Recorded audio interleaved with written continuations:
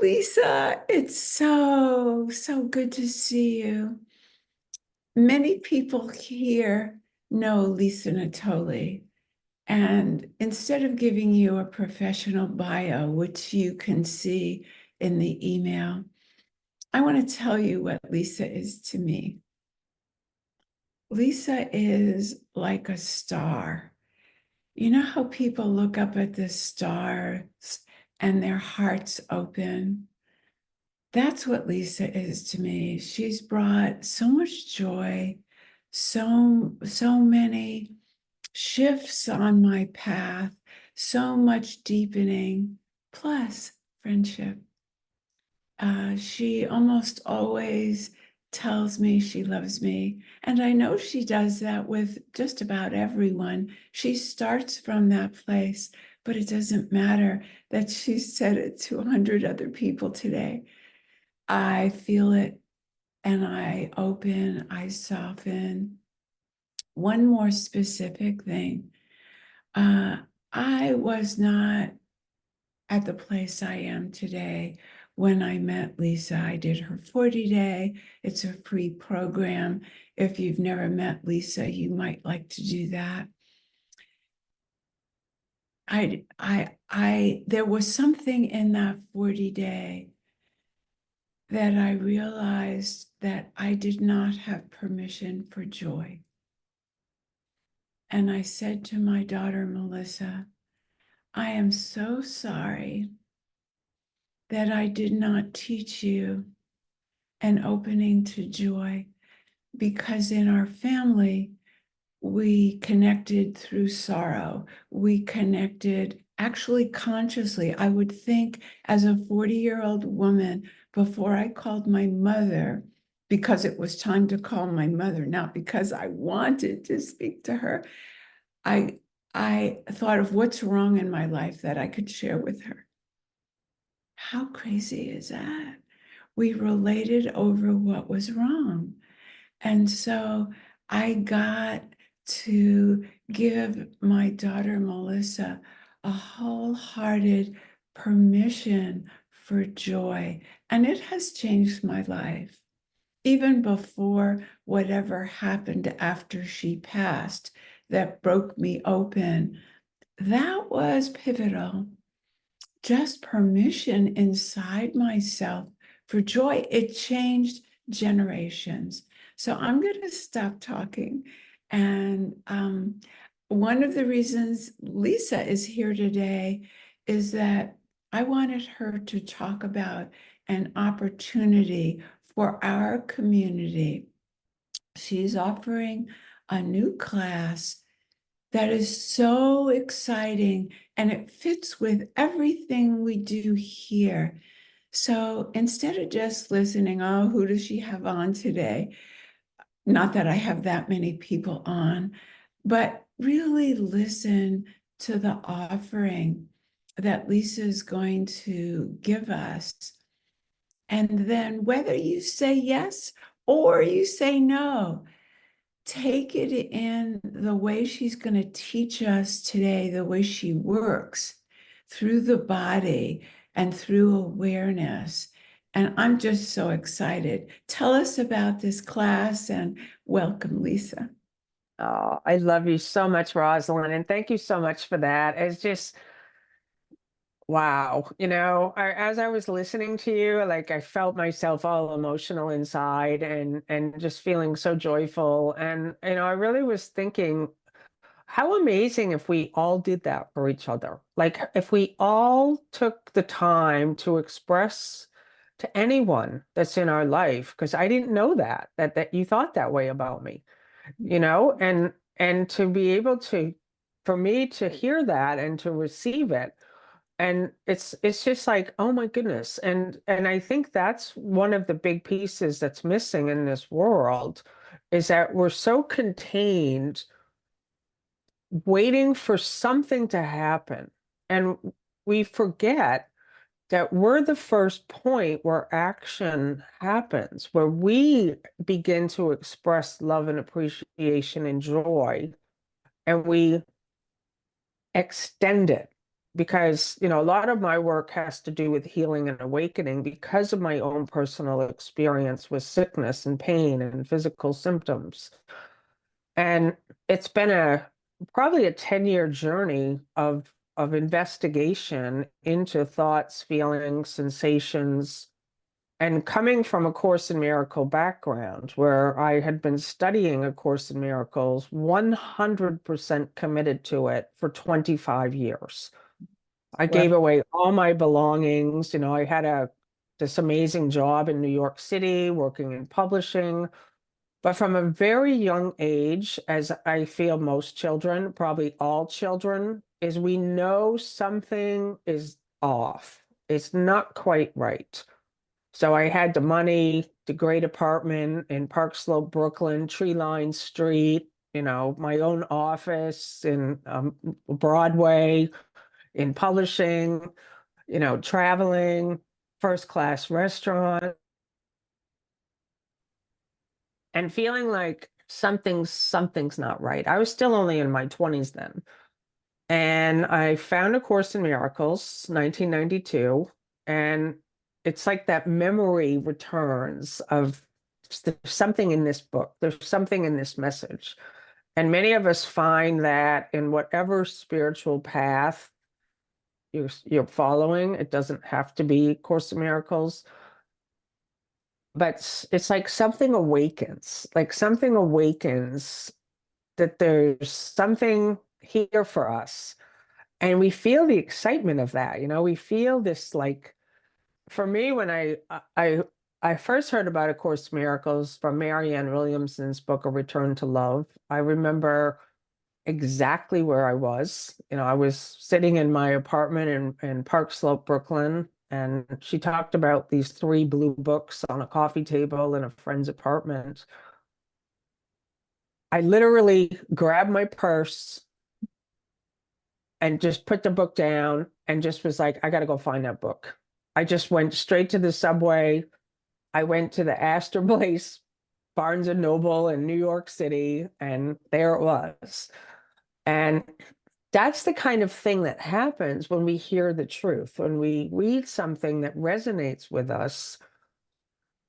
And for me, even though 25 years on this path, I left that job. I literally gave away all my physical belongings because I just thought I got to get rid of my personal self-identity. So I did what no one has to do, but I just thought, oh, Jesus says give it all away. I gave all my stuff away. I just was like, I just want God. I just want to know myself as love. And I've discovered over the years of practicing, I gave away every book except A Course in Miracles. I was just like, I'm so devoted to this message and being helpful and being the light. And then sort of fast forward 20 years of this 100% commitment to these spiritual practices. And I started being physically sick. And even before that, I never felt that consistent happiness. I always felt I'm doing something wrong. I'm not experiencing joy and peace. What am I doing wrong? So I was very much already living in a place of struggle, suffering, you know, guilt, beating up on myself. And that sickness was the best thing that ever happened to me. I would never have said that for the 10 years that I was experiencing physical symptoms and pain, because it really, like, I could barely function.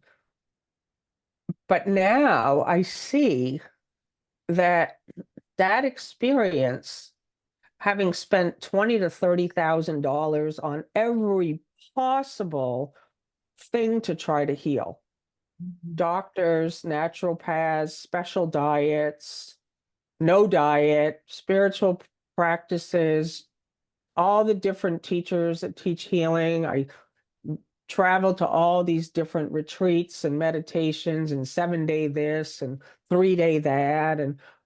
And you come to a place in there where it's just like, this isn't working. This is nothing's working. This isn't working for me. And that place that I arrived at is, it actually was the day before my 50th birthday, in 2018. So my birthday's on May 2nd, 2018. And every year I always give myself something for my birthday. Just kind of a thing I do. And that year what I wanted more than anything, because I had been struggling for 7 years probably, Googling every single day, what's wrong with me? What are these symptoms? How can I heal it? Feeling bad. And I just felt like, is this going to be the rest of my life? Is this all I'm going to do until I die? And I what I wanted for my birthday, the gift I wanted to give myself is to stop being a sick person. Like somewhere it occurred to me that the sickness wasn't the pain or the physical symptoms. It was the way I thought about myself and the constant struggle and the constant pushing and working hard and efforting and what am I doing wrong? And I just thought, with whatever remaining time I have left, I just want to be happy. And Mhm. that was like a turning point for me. And I actually ended up putting A Course in Miracles aside. I was just like, you know what? Clean slate. This total clean slate here.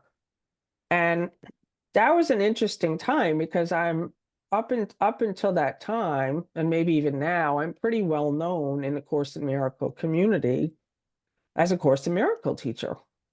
And a lot of people felt betrayed by me. They felt that I had abandoned them. I had been teaching since 2004 publicly. I mean, and freely. I was always doing podcasts, giving classes.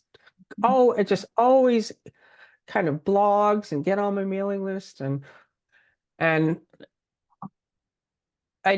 it was such an interesting time because I realized, oh, that needed healing, the people pleasing, the thought that I could betray someone, the thought of people being disappointed in me.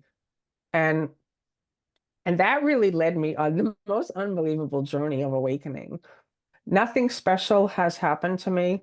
I never had this instantaneous awakening. It's been so gradual and so natural. But the joy is consistent now, and the peace never leaves me. And life doesn't change. Still unexpected things happen all the time. There's still, Yeah. we're always going to be in the unfolding and the flow and the things falling away and people passing away. But each and every one of us can find this place where we're centered and connected and plugged in as the light. And when things happen, we don't get pulled into them anymore. It's like we have developed this ability to stay present. And so that's the class I'm going to be teaching is um, in September. It starts on Monday, September 9th. And I love working live with people. I love interactive. It's a 4-week live class, and there's a 2-day workshop in the middle in like September 21st and 22nd.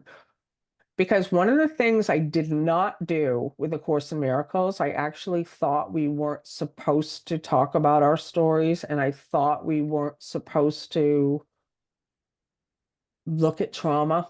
I thought we were just supposed to know there's no world and it's an illusion and we're not bodies. And, I lived very much in an ethereal space for 25 years with the Course in Miracles. And now I'm back to the Course in Miracles. I absolutely love it. Now I can look at it, having put it aside for, 45 years, but I don't need it anymore. I don't need it, but I see that there's a lot of ideas in that book that the people can misunderstand.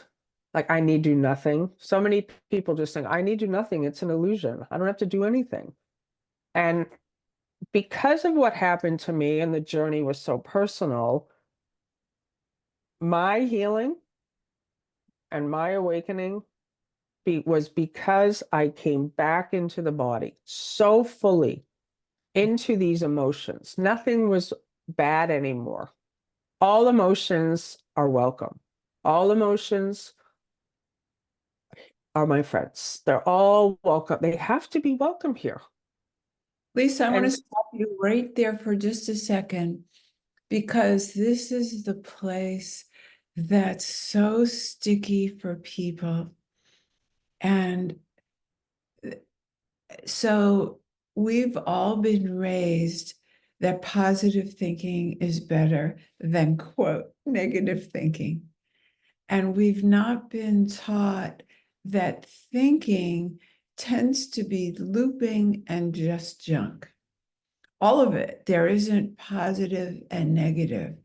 And here's a place that when you say welcome, it brings up what we don't welcome, what we resist. For you, it was your illness for a long time. It was, I hate this. I want to be better. I want to be. And that's an assumption. Of course, she wants to be better.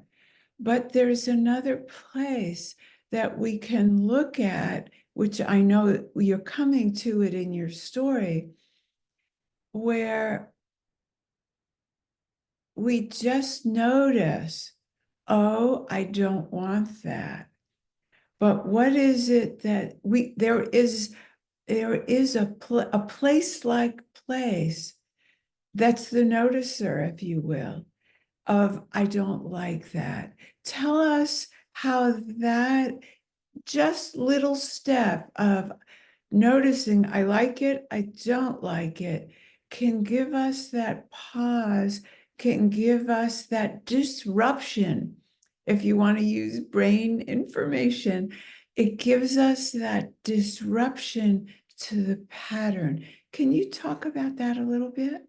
yeah, thank you so much. Yeah, when you brought up positive affirmations, I mean, that's a huge part of my teaching because I'm always saying the self-help industry for the past 100 years has been about positive affirmations and change your life by changing your thoughts and create the life you love and all of those things since the late 1800s. And that's all the best-selling books, right? So a lot of us have kind of got on that train. And at a certain point, we all see for our own direct experience, it doesn't work. Being positive doesn't work. Works a millisecond, just like candy and cake and alcohol and Netflix or whatever your thing is. Works very briefly, and that's confusing. Doesn't work in the long haul because the polarity is part of the outside world. Like you said, stuff is still going to happen, even if you have found this inner place that resembles the word peace. I don't think there is language that is exactly good enough to describe that place. When you talked about you don't get pulled into everything, but you feel it, you react, but that's not you, is what I'm hearing you Yeah. say. So Well, yeah, what happened for me was there is language in A Course in Miracles that, like, there was this one line at the very end, what is Jesus Christ? And it's one of my favorite parts. And it says that Jesus was a man who saw the face of Christ in all his brothers and remembered God. And he is what all of us must become. And it talks about complete identification with Christ. That's an actual quote unquote phrase, complete identification with Christ. My difficulty for 25 years, as much as I tried to completely identify with Christ, was, and I didn't understand this until the last 5 years when I started looking at non-duality teachings, is when many of us read A Course in Miracles, we have never been taught that there's this personal self-identity that's I and me, and that we identify with an I that's a body. And so we can then say, well, I'm not a body, I'm spirit, but that's all still mental at first. So complete identification with Christ to me was still that there's a Christ that's somehow separate from me, that's somehow holier than me, that's this experience that I'll reach somehow. And when I started looking at the non-duality teachings, I first heard Rupert Spira, then I went to his teacher, Francis Lucio, and then I wanted to know who are their teachers, and their teacher is Jean Klein. So Jean Klein is actually my number one go-to guy. He's my guy. And then I went to his teacher, who's Atmananda Krishnamurti. So I spent the last 4 or 5 years since 2018. I'm a reader. I love to read. My favorite thing since I was a little child. I have read every word. I read morning, night, day. I mean, it's my priority. I read in the bathtub at night. I take hours in the morning in bed with coffee, and I've sort of rearranged my life so I can read. And what those teachings tell us is that shift from the personal self-identity I that the Course in Miracles calls the ego to I, which is pure being, consciousness, awareness. There's that which is aware of physical symptoms, pain, situations, problems, difficulties. I am that which is aware.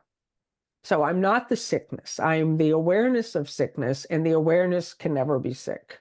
The awareness doesn't have a name. It doesn't have a gender. It doesn't have a body. It is. So, of Lisa, course, in the beginning, just quickly, that's a crazy idea at first. Like it sounds intellectual and conceptual, but I just kept kind of staying with it. And then studying started to change for me. so I know that a person does not need to be Christian to come to Hmm. your classes. They don't need to be a Course in Miracles devotee if they can listen to your examples, because your examples don't mean are not literal. They are literal and they are not literal. But there's a longing that people have when they're suffering for something else. And the something else is what you offer.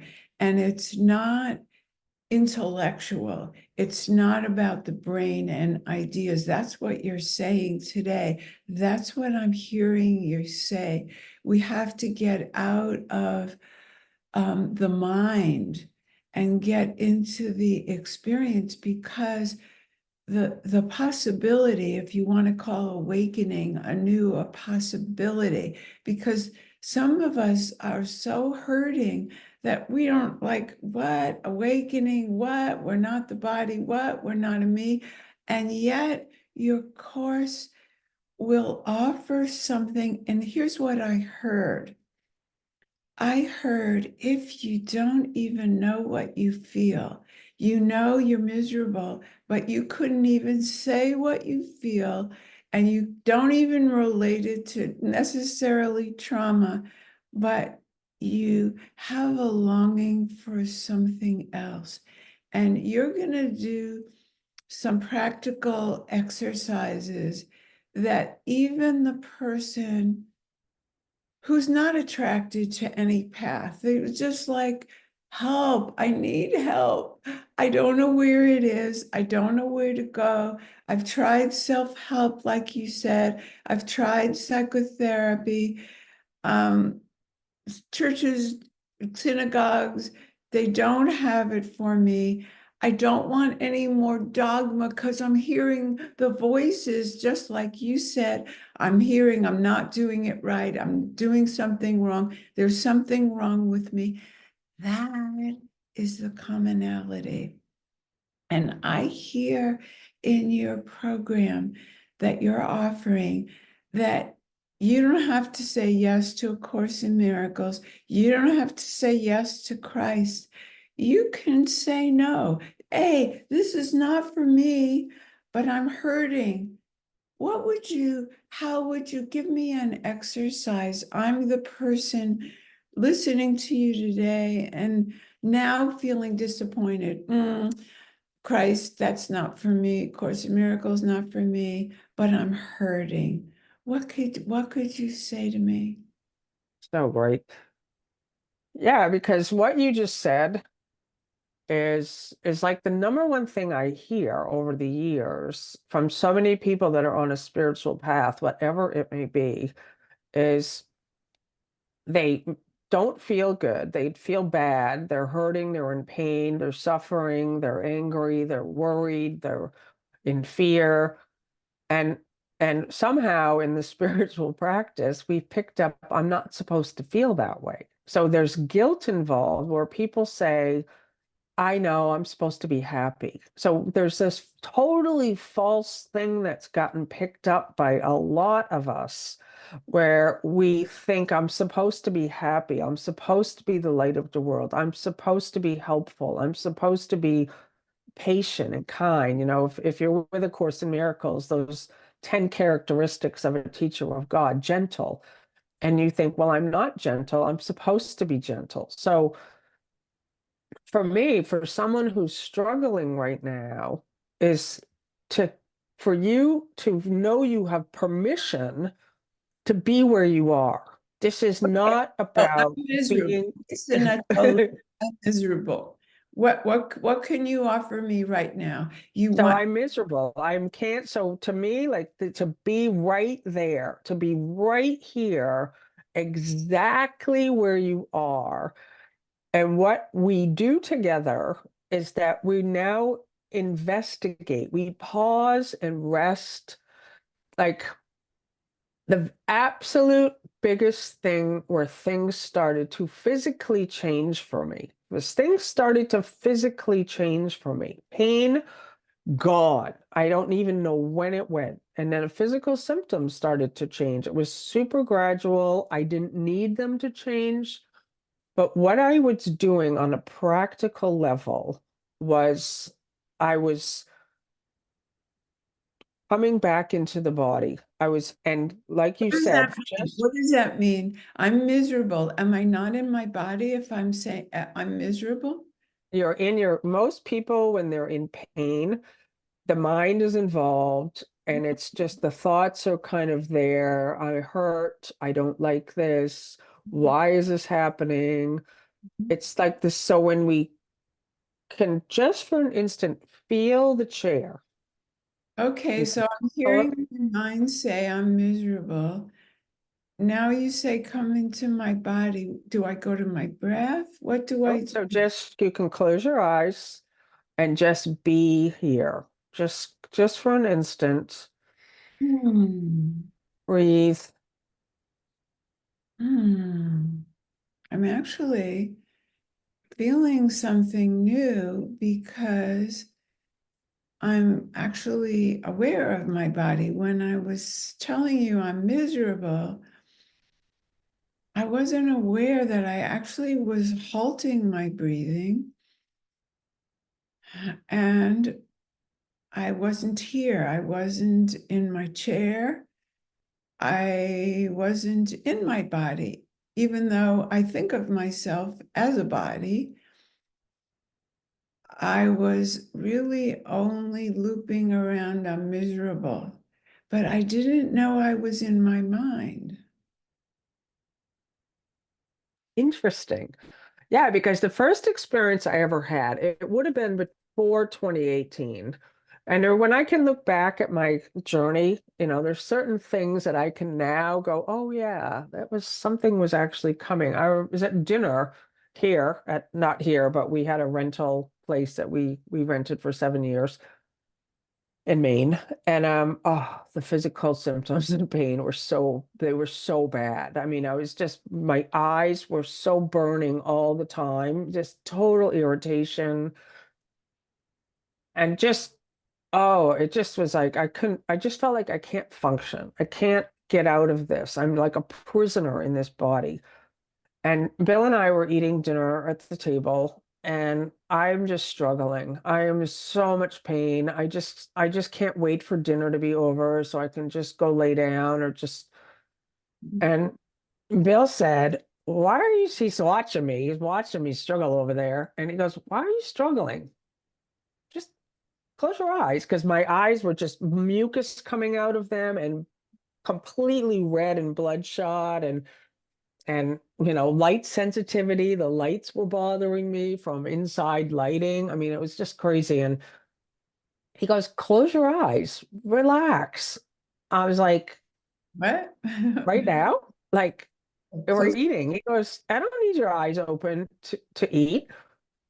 So I was like, okay, it was instant. It was this instant experience for me where I just closed my eyes. And what happened was what you just expressed is when I closed my eyes, I actually became aware of all the things that were in the space with my eyes closed. I was like the air on my skin and the temperature of the, it would all happen quick. It was just like the chair. Oh, I'm sitting in it. There's a chair here. And then I could, I had to open my eyes a little bit to find where the fork was and piercing a piece of food on the fork or whatever. But when I got out of the head and into the moment, the present, I was like, oh, the fork's a little cold and a little heavy. Oh, interesting. Like you never notice that when you're in this space of, oh, I don't feel good. And then I was actually at that time, I had no taste buds. My complete, I actually had COVID like symptoms starting in 2013 when COVID came along. I never actually got COVID, but when I heard the symptoms, I was like, oh, that's what I've had since 2013. Like I had zero taste buds. And but I could feel the textures of the food. So and I couldn't smell anything either. So I had no taste and no, and that's all returned. Like I can smell, I can taste now. But then that sort of I kept kind of, and in that brief moment, there was no pain. Mhm. There was just resting. I was just aware of the food and the plate and of Bill's voice. So we kept having sort of dinner conversation. So I'm hearing his voice. And so it was like this whole, alive thing.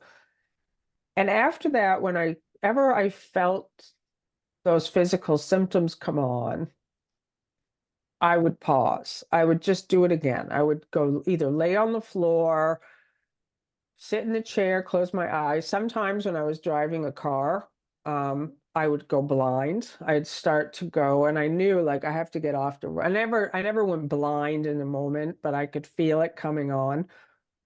And I would know I have to do it right now. I have to pull the car over. I'd pull the car over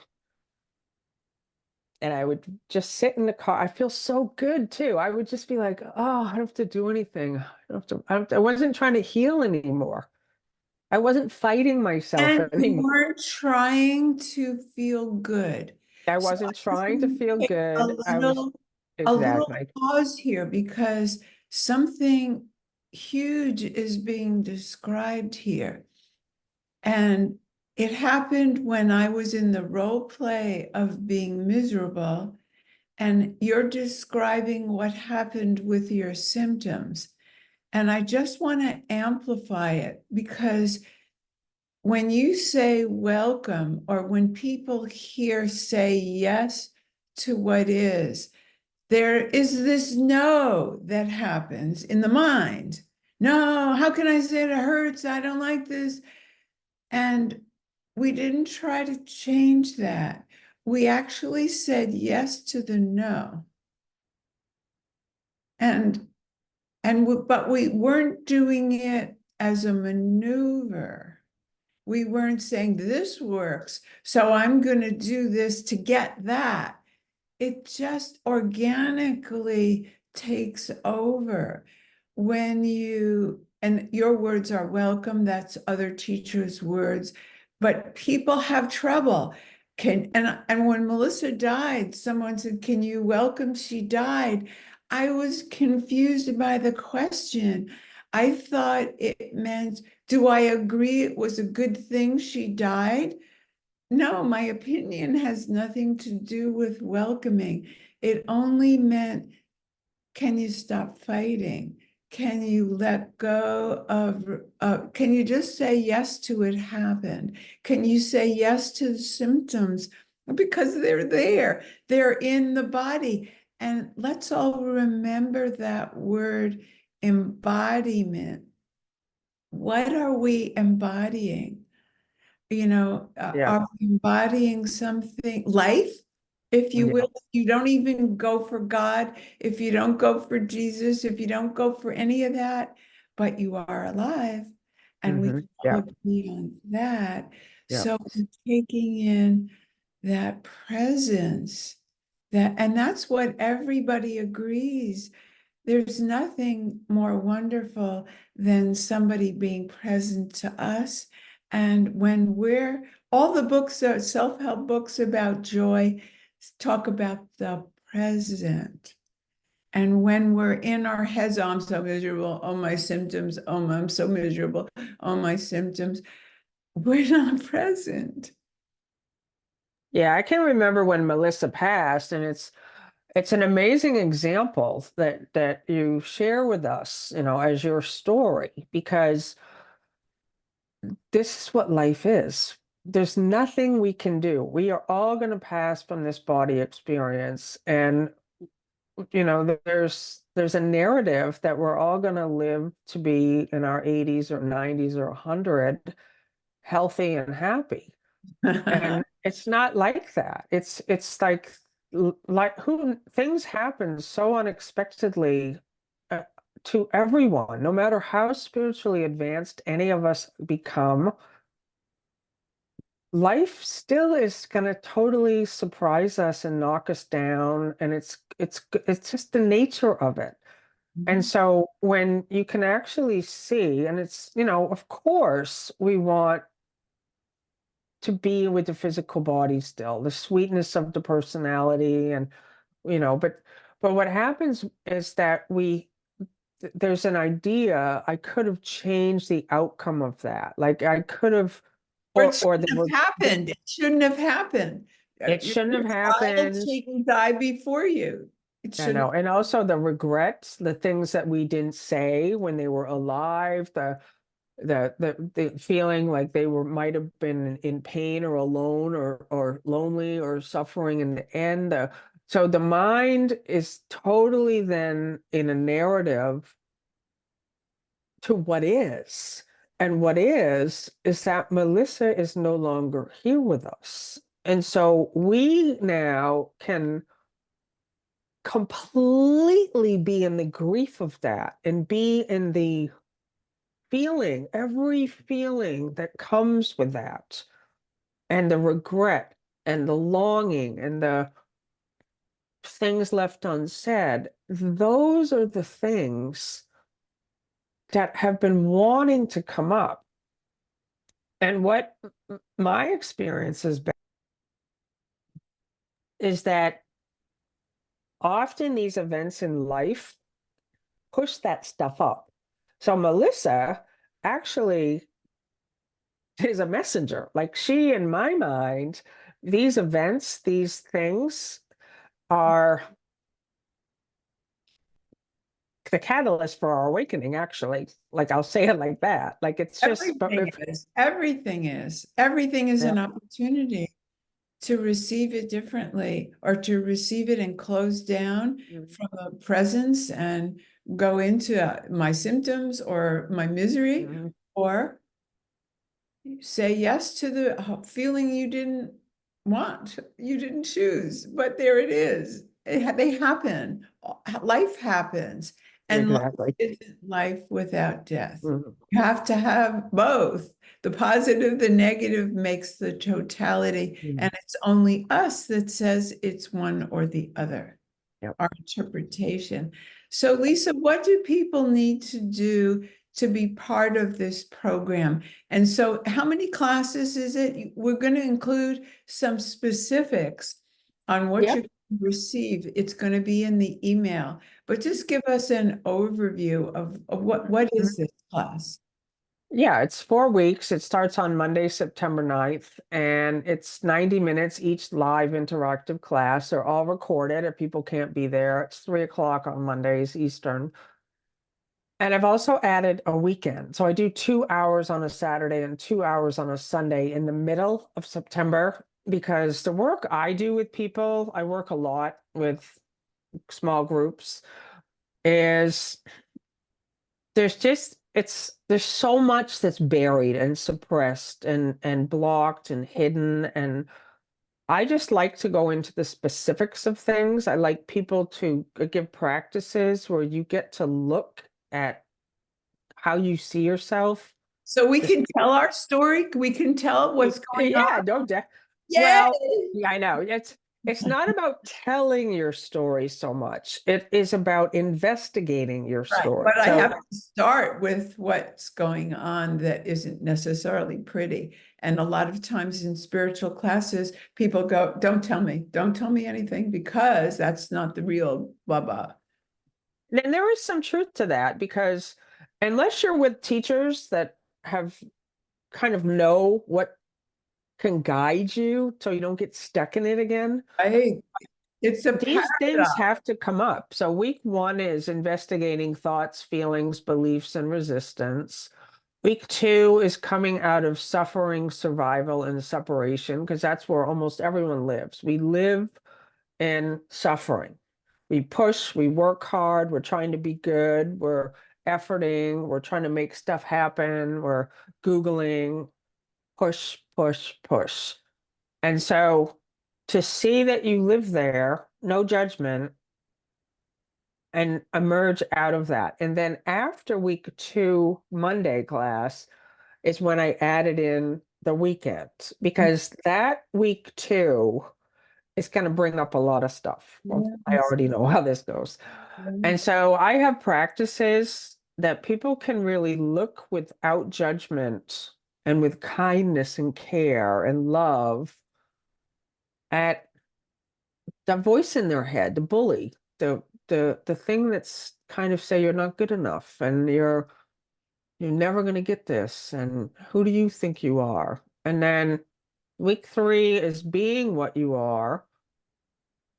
So that's we're going to investigate the times you have received what you wanted as well as the times you have not received what you wanted. So I always have these practices where I want you to think about a time you wanted something. You were doing the visualization and you were working for it and you were taking the steps for it. You saved your money for it. Maybe you were a kid and you wanted that bike, and you want whatever, and you didn't get it. How do you feel? Because those thoughts, you buried them. You buried them for safety purposes. And so now we want them to come forth. We want them to come up into awareness so that you can allow it to pass out of you.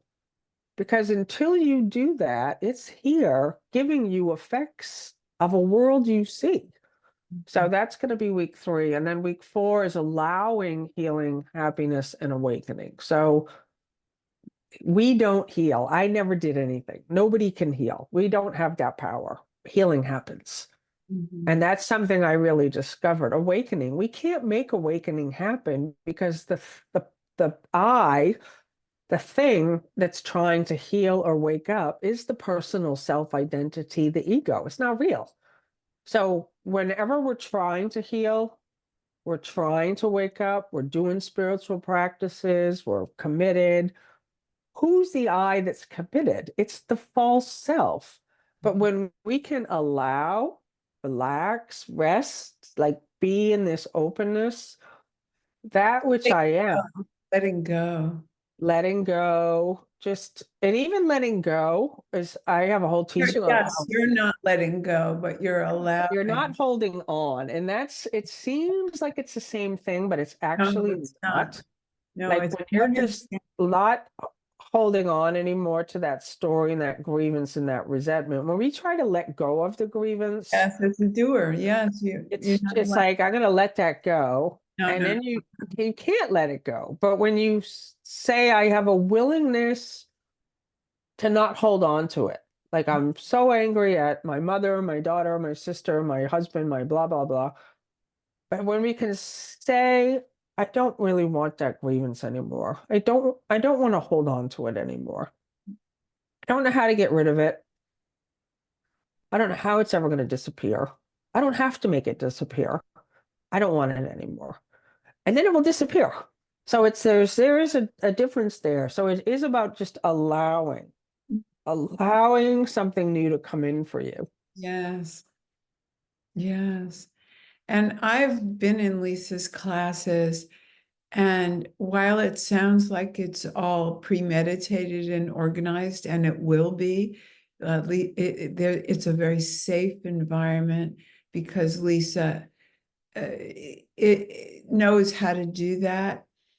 Spontaneous things happen, just like she's talking about. She's actually not going to do this class. The class, she has said yes to the movement of this coming through. She will show up, and the healing will happen for people through her, but not from her.